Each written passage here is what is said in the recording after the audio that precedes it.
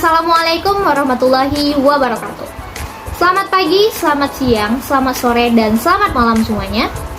Pertama sekali, marilah kita persembahkan puji dan syukur kehadirat Allah Subhanahu wa Ta'ala yang telah melimpahkan rahmat dan nikmatnya kepada kita bersama, sehingga sampai saat ini kita masih bisa merasakan nikmat iman dan nikmat kesehatan.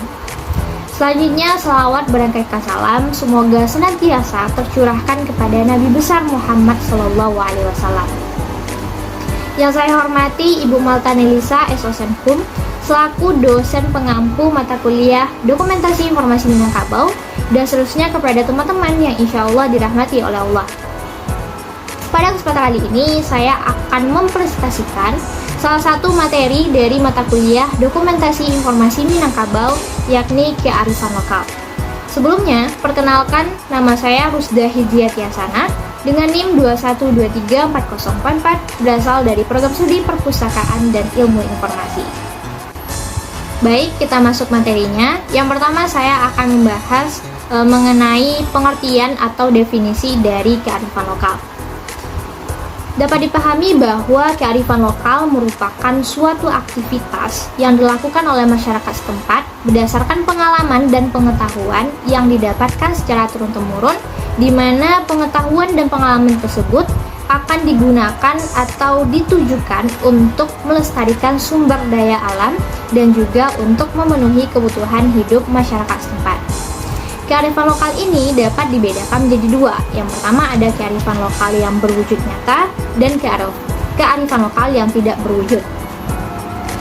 Kearifan lokal yang berwujud nyata di sini maksudnya adalah kearifan lokal tersebut dapat dilihat, dipegang, dirasakan, disentuh oleh panca indera. Contohnya seperti rumah adat, keris, batik, kerajinan, dan lain sebagainya. Sedangkan kearifan lokal yang tidak berwujud merupakan kearifan lokal yang didapatkan oleh masyarakat secara turun-temurun melalui lisan atau secara verbal. Contohnya seperti petuah, mitos, adat istiadat, dan lain sebagainya. Selanjutnya yaitu bentuk kearifan lokal. Jadi ada beberapa macam bentuk kearifan lokal, misalnya seperti kearifan lokal dalam bidang pertanian, kearifan lokal dalam falsafah, tradisi, dan kepercayaan, kearifan lokal dalam pemanfaatan sumber daya alam, kearifan lokal dalam cerita budaya, petuah, dan sastra, kearifan lokal dalam mitos masyarakat, serta kearifan lokal dalam seni arsitektur dan rumah adat. Kali ini saya akan membahas salah satu bentuk kearifan lokal dalam pemanfaatan sumber daya alam. Kearifan lokal yang akan saya bahas setelah ini yaitu kearifan lokal yang berasal dari Nagari Padang Laweh, Kecamatan Ketutujuh, Kabupaten Sijunjung, Provinsi Sumatera Barat, yaitu Lapiak Pandan. Informasi terkait dengan kearifan lokal Lapiak Pandan ini saya peroleh melalui hasil wawancara yang saya lakukan dengan salah seorang warga masyarakat Nagari Padang Laweh, di mana beliau juga bekerja di pemerintah yang bergerak dalam bidang kebudayaan, sehingga beliau sedikit lebih banyak tahu terkait dengan sejarah dan juga kearifan lokal apa saja yang terdapat di Nagari Padang Laweh tersebut. Baik, langsung saja kita masuk kepada kearifan lokal Lapiak Pandan ini. Jadi, Lapiak Pandan merupakan kearifan lokal yang dibuat dari proses menganyam daun pandan, di mana keterampilan menganyam sudah diwariskan secara turun-temurun oleh nenek moyang masyarakat Nagari Padang Laweh. Untuk fungsi atau manfaat dari Lapiak Pandan sendiri, berdasarkan informasi dari narasumber, dahulunya masyarakat akan membuat Lapiak Pandan untuk keperluan sehari-hari. Misalnya seperti alas lantai rumah, alas tempat duduk, tempat menyembur padi, penghias dinding, dan lain sebagainya. Namun sekarang masyarakat cenderung membuat Lapiak Pandan untuk kebutuhan komersial atau sebagai penghasilan tambahan. Selanjutnya kita masuk pada proses pembuatan Lapiak Pandan. Sebenarnya proses pembuatan Lapiak Pandan ini cukup sederhana. Yang pertama kita harus menyiapkan daun pandan itu sendiri. Daun pandan biasanya didapatkan di sekitar pekarangan rumah masyarakat ataupun di hutan-hutan. Yang langkah selanjutnya kita buang semua duri yang melekat pada daun pandan tersebut. Setelah semua durinya dibersihkan, maka langkah selanjutnya adalah membagi sehelai daun pandan tadi menjadi 4 bagian. Kemudian dijemur di bawah sinar matahari sampai kering dan berubah warna menjadi putih kekuning-kuningan.